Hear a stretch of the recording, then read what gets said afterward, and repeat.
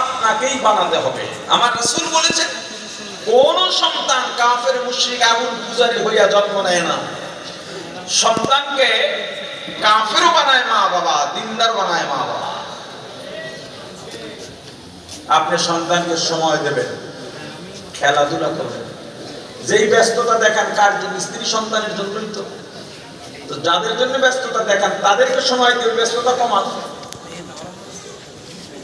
আপনার স্ত্রীকে আপনি সময় দিচ্ছেন না, উনি বসে বসে ওখানে ইন্ডিয়ান চ্যানেল দেখে, আর আপনারা কেমনে থাবরান যায় এই শিক্ষাটা গ্রহণ করে। যাই হোক, আপনার সন্তান যে বিপদগামী হয়ে যাচ্ছে, আপনার সন্তানকে নিয়ে এখন রিহ্যাবে যান। কেন? ভাতের চাইয়া গাঞ্জা খায় বেশি। এই মাদ্রাসার ছাত্ররা গাঞ্জা খাইল না কেন? ওরা কেন ইয়াবা খায় না? ওরা কেন বাজে আড্ডায় যায় না? পরিবেশ কি বলেন? তোমার সন্তানকে তুমি কেন পরিবেশ ছাড়া করলে? তুমি যখন সন্তানকে সময় দেবে না, সন্তান খেলাধুলার পাগল, ও বাইরে নেমে দুষ্ট ছেলেদের সাথে খেলাধুলায় মত্ত হবে, 2 দিন পরে তোমার ঘাড়ে ওর ছুরি বসবে। যদি মুসলমান দাবি করো, অবশ্যই ইসলামী পরিভাষা তাহজিব তামাদ্দুন এই পথে, এই লাইনে আসতেই হবে। এর বিকল্প নাই, এর বাইরে যাওয়ার সুযোগও নাই। তো আলহামদুলিল্লাহ যারা পারি, পারা মানে কি? এটা আমার প্রাপ্তি হয়ে গেছে।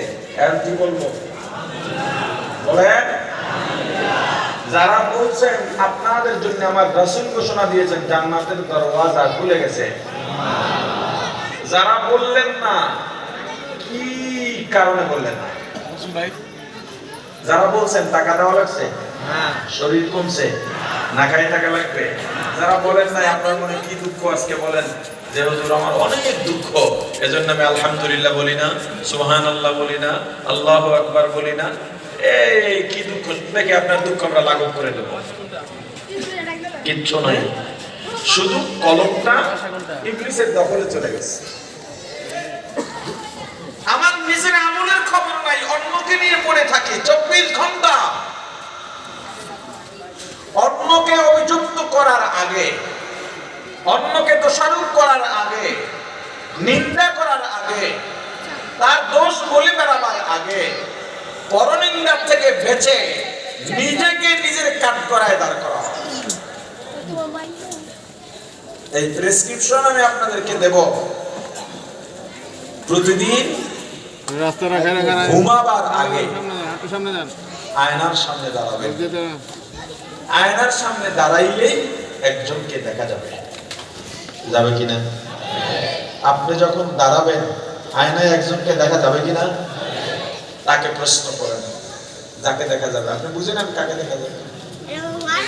তাকে প্রশ্ন করেন, হে আল্লাহর বান্দা, আজ ফজরের পর থেকে এখন অবধি কি কি কাজ করেছো? চা দোকানের আড্ডায় বসে কার কার দোষ করেছো, কাকে কাকে গালি দিয়েছো, কাজটা কি ঠিক করেছো? আজকে এই কয়টা মিথ্যা বলেছো, এটা কি ঠিক হয়েছে? এখন